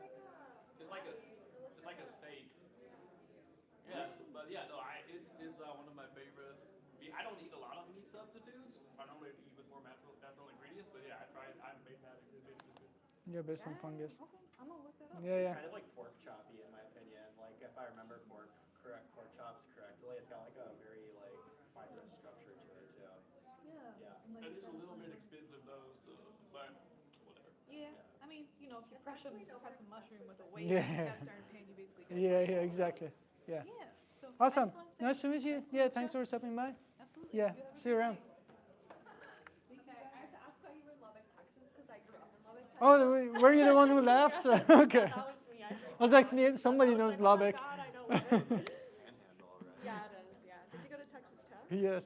Oh, yeah. for med school or for? Texas Tech Health Sciences Center, TTU-HSC. Oh, awesome. Yeah. Cool. Nice. I spent, I think, 8 years there. Wow. What time period? 2013 to, I think, Okay. 12 to I had 19, just something left like that. around then, so Yeah? That's funny. Got out. Yeah, I got it. I'm not going back. Yeah, okay, I just wanted to know why you're in Lubbock because I don't meet a lot of people that have been to Lubbock. Yeah, They know, yeah. Like where Lubbock is, so yeah. I had some slides about it, actually. Like, you know how Lubbock smells like cow shit half the time? Well, my parents live in Amarillo now, which is like, there's big dairy industry up there too. Yeah. So. Yeah, there are like, All beef cattle. yeah, exactly. It's like, can you imagine like if vegans caused an entire city smell like shit? Like people give vegans a hard time, but imagine if we caused an entire city smell like shit. Bad, yeah. And it's like so normal. Yeah. What got you come here? Well, my partner's vegan. I'm not. But I actually did know a lot of the things that were in your presentation. You knew or didn't? I did not Okay, know. yeah. Yeah, so it's If like you it don't was know, really helpful to you like, can't learn you can that, do actually. anything about it, right? Yeah, well, But now you know. Yeah, I buy a Fairlife milk actually, so now I'm like, oh crap. No, yeah, no judgment. Like, Like- no, seriously, I really mean it when I go to campuses. I see people with Fairlife. I was like, I know you are a good person. I just guarantee that you have no idea what's behind it. Yeah. And just please don't buy into like it's a small farm from Wisconsin. It's like everything I showed, in one way or another, has to happen in every farm. Yeah, And yeah, I can see that. Well, I've learned a lot from just living with a vegan. Like, I eat a lot less meat than I used to and a lot less dairy, and I have learned, like, a lot of the myths around, like, veganism. Specifically, like, you can't make the same kinds of foods, because I do a lot of the cooking in our house, and Nice. I am able to make a lot of the same foods. Like, I can make, like, green bean casserole, like all of the Thanksgiving staples. I can make them vegan, and I can Nice. make them taste the same. So there you go. That's a good challenge. That's something I that, like... transitioned from the Annie's like lasagnas to Amy's was actual like. To me, like actually making like these things. But I used to think it was a lot harder than it actually is. So That's the just thing, I living think- with a vegan has helped a lot. Absolutely. But I didn't know a lot of the things that you showed. So that was like, I think, good for me to see. Yeah, yeah. Thank you for giving an open mind. I would say, when you think about the animals, I think so. People do plant-based diet for health, for environment. The connection with animals is the biggest driver because no matter how much I love cheese, I just can't. When I see cheese, I remember everything I showed you, and it just stops being appetizing. I feel like we all have that like selfish, greedy prick side of us. We also have that side that's kind, compassionate, merciful, and wise. Yeah. And I feel like a lot of times there's like conflict, they fight. And sometimes it takes a while, but like ask any vegan like what their regret is like the time that they took. Because the way to think about it, like it took me 3 months to go vegetarian even. I think if someone asked me this question, I would have done it immediately. How many more animals have to die because of you until you make the change? Yeah. Is it like 0, 10, 100? The urgency was missing. And now you have all the support that I didn't have, like back in Lubbock. Especially not in Lubbock. I'm like, I what? literally- Like, you went vegan in Lubbock? I'm not joking. Especially in 2013, like there was nothing I'm not there. joking. Like, I thought I have to eat lettuce and tomatoes for the rest of my life. No, I didn't know there was vegan chocolate. I didn't know there was vegan milk. Well, there's a lot more options, I think, now too. But yeah, like, I was originally, I've been vegetarian, like I stopped eating meat like in 2011, but like probably like 8 years ago it became so easy to be vegan. That Yeah. I was like, all right, like, Yeah, there's no. yeah, like, there's no point in me Yeah. not like. Are you a student? Yeah. What do you study? Yeah, graduate student. I research ice crystal structure. Yeah. Yeah. Glaciers are the Nice. big like thing, but I'm more interested in the hailstone stuff that I'm working on. Nice. 'Cause, like I feel like maybe that will have a more direct impact on people's lives if we better understand how they form. For sure. Yeah. I never liked ice crystals because I did X-ray crystallography of yeah, protein. Yeah, that's what I originally. Of proteins, Yep. and then we always got ice crystals, and then you see the ice ring. I was like, God damn it. Yeah, no, protein crystallography is another beast. Like those are way bigger structures than what I'm used to. But we always had thinking like, about. you know, we did a shitty job in freezing them, flash freezing them. Then you just got the ice ring. What is that? We just talked about that today. Leidenfrost effect? Oh no, the Leidenfrost. No, Leidenfrost. that's like that's because of nitrogen. Like Yeah, just like but the it's for vapor. flash freezing, Yeah. right? Um, I don't know. Whatever. You wanted to tell him something. Yeah, no, I just like it resonated with me. Like I remember when my parents used to force me to eat meat Yeah. when I was a kid, and Right. it was like pulling teeth. Like literally, I'd sit in the kitchen for hours. 'Cause, Yeah. like, they would just make me sit there and Yeah. eat it. Eventually, they divorced, and they no longer like Yeah. have control over me, basically. So I think I should keep the kids part? I think so. Okay. Yeah, like it kind of triggered me a little bit. I'm not gonna lie. But I feel like yeah, but that's okay. I think it's important. yeah, I always you feel know, like yeah. people think like I'm like emotional, but I really just want to show them how we care about animals, and just in this society we got No, like I remember brainwashed. That. Like, yeah, my parents like used to literally like I can't do A1 steak sauce anymore because like it reminds me of having to like literally pour so much on my plate Oh, to God. just like eat the meat. You know what I mean? Like Yeah. But yeah. Yeah. Thank you so much. For your My time. pleasure. Yeah, nice I to meet learned you. Stuff as well. Yeah. Like, you know, I consider myself a casual vegan, like for sure. I'm not You like are. very. You're I'm not not. casual. I'm not. Like, I'm not oh, active. Well, Yeah, okay. time to get active. Yeah. Like think about it. It's not like I'm gluten free. That's it. It's like literally just like it's a holocaust of our time. It's like I say this. Imagine if you like escaped a prison where inside they're killing people and raping them, blah blah blah. No one knows that this is happening, right? You just like you know now you have that like knowledge. Like wouldn't you just go to every person you find? You're like, this is what's happening behind it. Let's liberate this. For sure. It's like, yeah, please speak up, and there's a good bunch of people here who will help you. For So, sure. yeah. Thank you so much. Yeah, my pleasure. What was your name? Noah. Noah. Okay, Faraz. Nice Nice to meet you. Officially. Yeah. Take care. You too.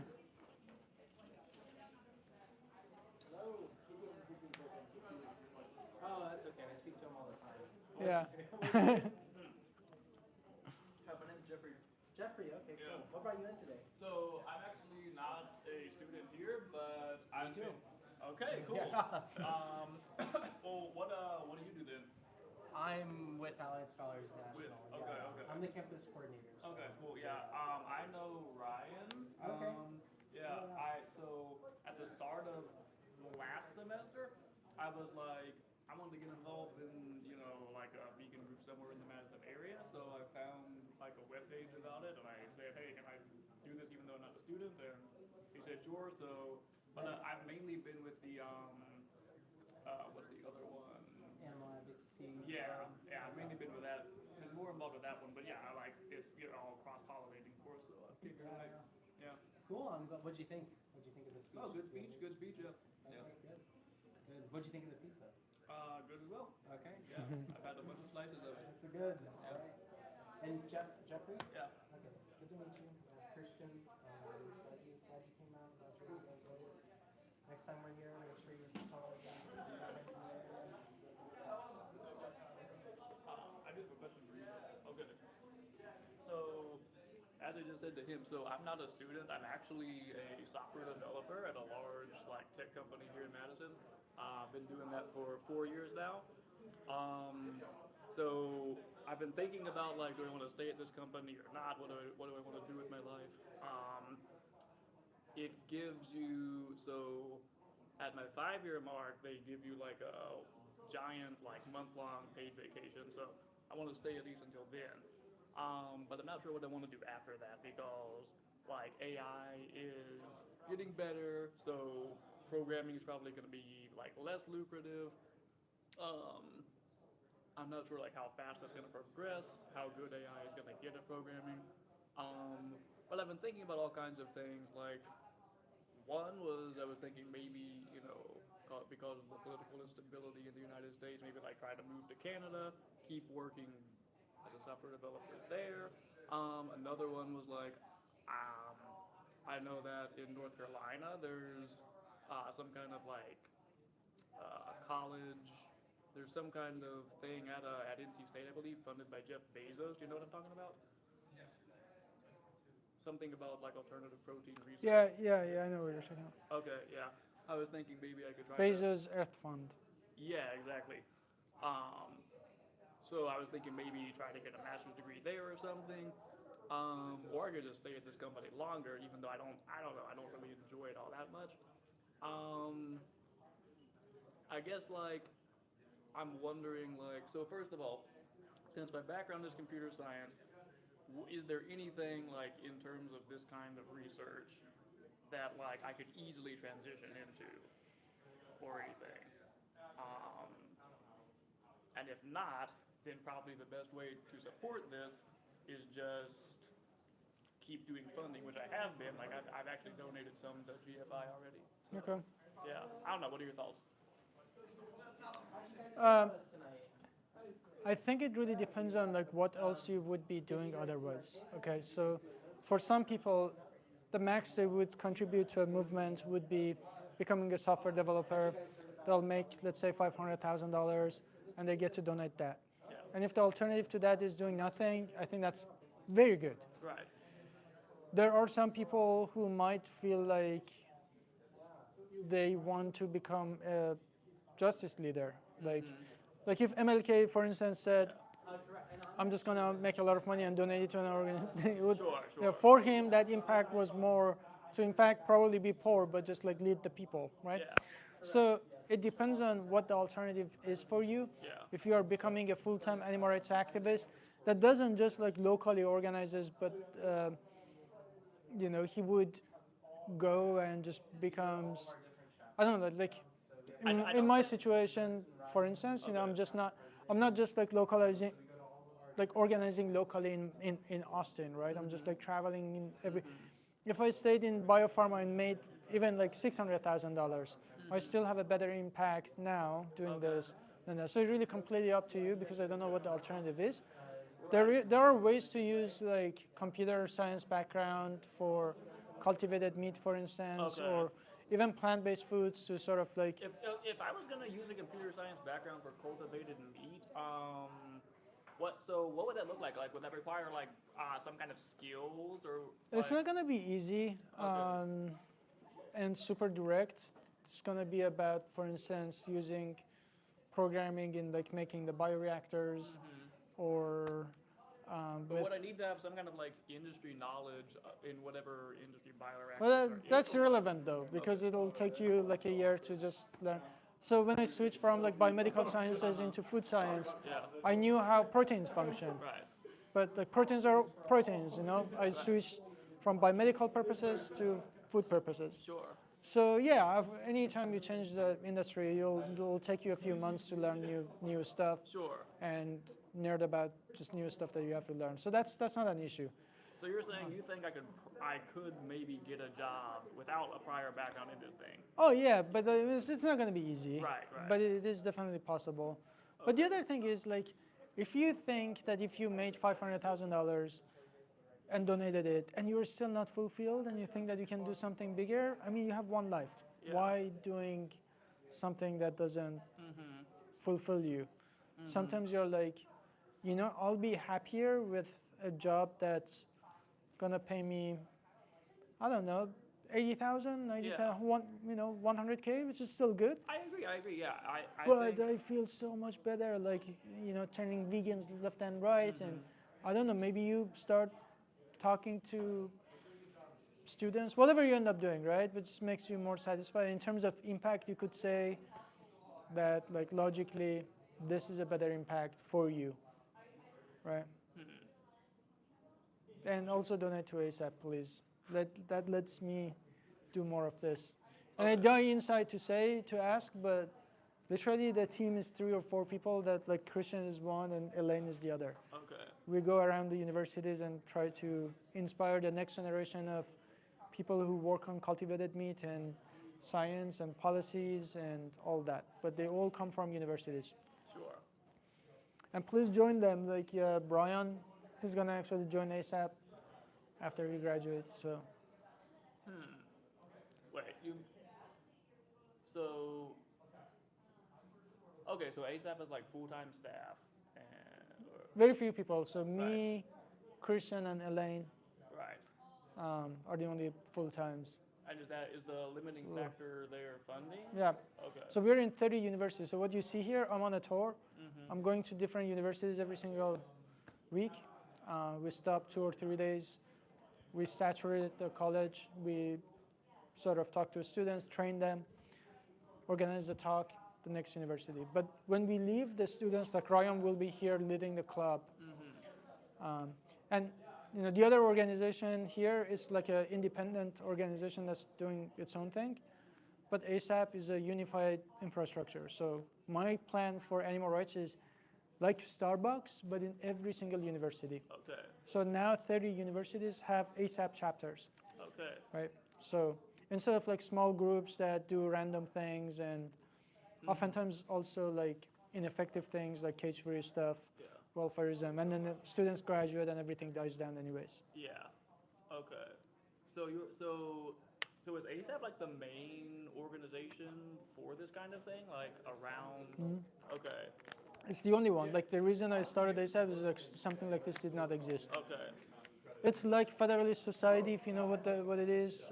It's like it's a national organization that has chapters in different universities. All these chapters do the same thing. We support students with like funding, training, and really just every university. My vision is that every university has to become a hub for animal advocacy. If you walk around campus and you're not exposed to veganism, that just means I failed. Okay. So as long as that's the case, as long as there are vegans walking around who don't know that there is a vegan club, that's a problem I want to fix. Okay. And think about it, like every single time we are on campus talking to students, like people go vegan. And if we weren't there, they wouldn't have become vegan. Okay. Sometimes a small conversation for 5 minutes gets someone go vegan fully. And we are missing all those opportunities because we don't have this system implemented in universities, right? So you actually believe that like this kind of advocacy is like more effective than like cultivated meat research? No. It's completely different things. Right. I would say this though, cultivated meat will take billions of dollars to fix. Right. It will take very lot of money to make sure cultivated meat is a tool for people who are not going to go vegan to go vegan easier. Right. And it's very important to give them that tool. Right. Especially, I imagine that if it gets to the point where it becomes like less costly than normal meat, I think that'll be. I mean, that's the idea. Yeah. That's the whole idea. Yeah. But 2 things to consider. One, it's not certain that it's going to succeed. So there's a big risk in your investment. I'm not saying that you shouldn't donate. That's absolutely not what I'm saying. There's that risk because we don't know. Maybe it's plant-based. Maybe it's precision fermentation. 2, it takes a lot of money to fix it, like in the order of billions to really just make the meaningful R&D research, blah, blah, blah. What I'm trying to address is a completely different topic that needs to be fixed also, but we can fix that and be done with it. With a couple of $1 million, you can actually expand this into every single university, making sure that you get more of cultivated meat scientists. You get more people who will fund cultivated meat scientists. So the way I think about it is instead of you giving $10,000 to make cultivated meat happen, somebody, that $10,000 could make, I don't know, let's say for the sake of argument, 20 other people who will donate collectively more amount to support cultivated meat. If we focus it in universities. Because every person who's working on these issues has been inspired by accident. My idea is that it shouldn't be an accident. It should be intentional. Every single student there should be exposed to this, should be encouraged to use their career, use their money. Does that make sense? Okay.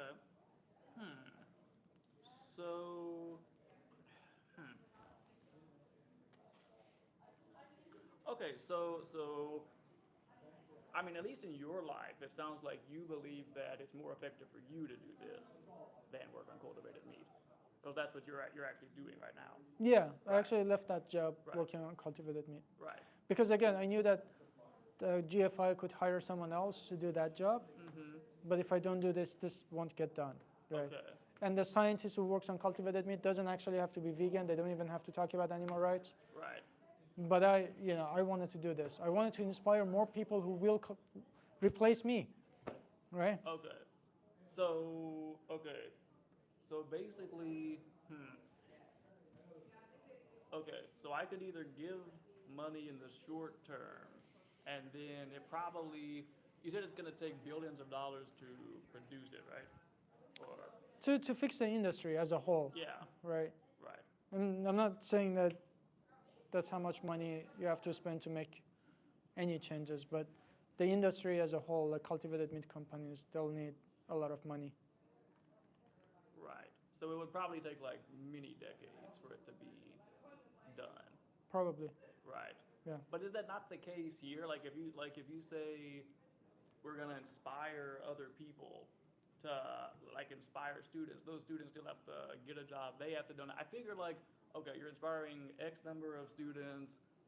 Some percentage of them stay vegan after. Some percentage of them actually do something related to that for their career or by their donations or something, right? So it's my approach is long term, not like short term fixes. And well, I agree. That's what it should be. Yeah. That's what it should be. But like, I feel like for me. Sorry, 1 second. Ryan said there is someone who's gonna stay behind to talk to me. I don't know who that was. Okay. Okay. Stop me if you have to go. But I just need to talk to that student before he leaves. Okay. But for me, it feels like any research that people do on cultivated meat, making it easier, like that research didn't just exist, you know? Of course. And, you know, there could be societal changes. Currently, I think society is shifting just a little bit. No, I know. Toward being vegan, but it could shift back, so. Sure. Yeah. So, But the thing is, yeah, I mean, usually companies will conduct a research, like, I don't know what you're talking about, like industry research or academia research, they're different things. One takes longer than the other. Yeah, I don't know. I think that, you know, it takes, unless there's like a massive discovery, yeah, of course, any research paper will like move the needle just a little bit. And not every academic paper just leads into something magnificent in industry. But yeah. okay. Okay. It sounds to me like there's, I don't know, like, it sounds to me like there's a lot of uncertainty about what would happen or could happen. So you gotta make the best choice that you can with that uncertainty. For sure.